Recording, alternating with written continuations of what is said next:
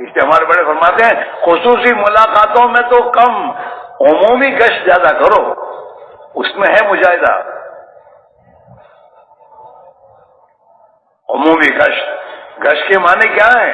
ایک ایک فرد امت کے پاس جانا اور جا کر اس کی خوشامد کرنا، اتنی خوشامد کرو کہ اللہ کو بھی رحم آ جائے اور وہ بھی تمہاری سن لے۔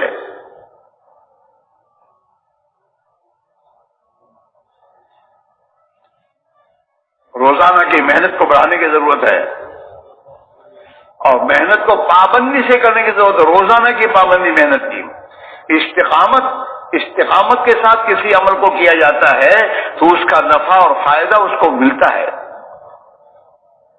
استقامت، اللہ نے نبیوں سے بھی کہا فاستقیم، جیسا آپ سے کہا جا رہا ہے اسی پر جمے رہیے۔ ہاں، تبلیغ کا کام کبھی کیا کبھی نہیں کیا وہ تو ٹھیک ہے، ثواب مل جائے گا، باقی کام تو نہیں ہوگا۔ پابندی روزانہ کے 2.5 گھنٹے 8 گھنٹے اللہ جتنی توفیق دیں اس کو مسجد کو دیا جائے، اور مسجد کے تقاضوں کو پورا کرنے میں اپنے آپ کو لگایا جائے، اور ایک ایک مسلمان کو مسجد والا بنانے کی محنت کی جائے۔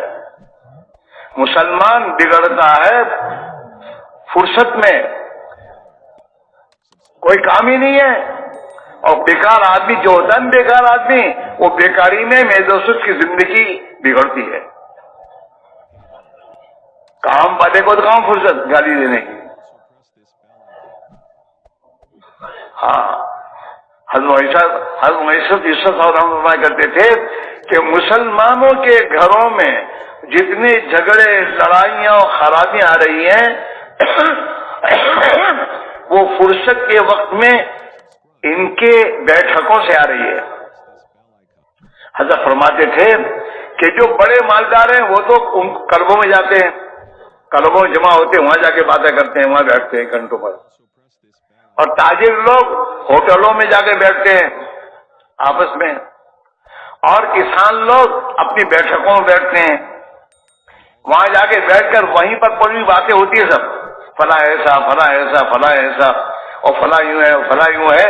وہ ایک دوسرے کی میزوخت غیبتیں اور ایک دوسرے کی کمزوریاں بیان کرنے کے بعد پھر میرے دوستوں وہ جو بیٹھے ہوئے ہوتے ہیں وہ جاتے ہیں ان کے گھروں پر، اور ان کے دوستوں پر تو ہمارے بارے میں فلاں یوں بات کہہ رہا تھا، اب لڑائی شروع ہو گئی۔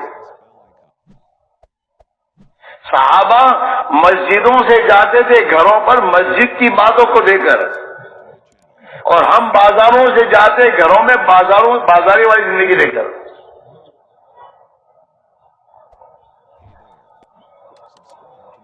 ہماری بیٹھکوں سے تمام خرابیاں ہمارے گھروں میں آ رہی ہیں، ہمارے معاشرے میں بگاڑ آ رہا ہے، آپس کی دشمنی اور عداوتیں آ رہی ہیں۔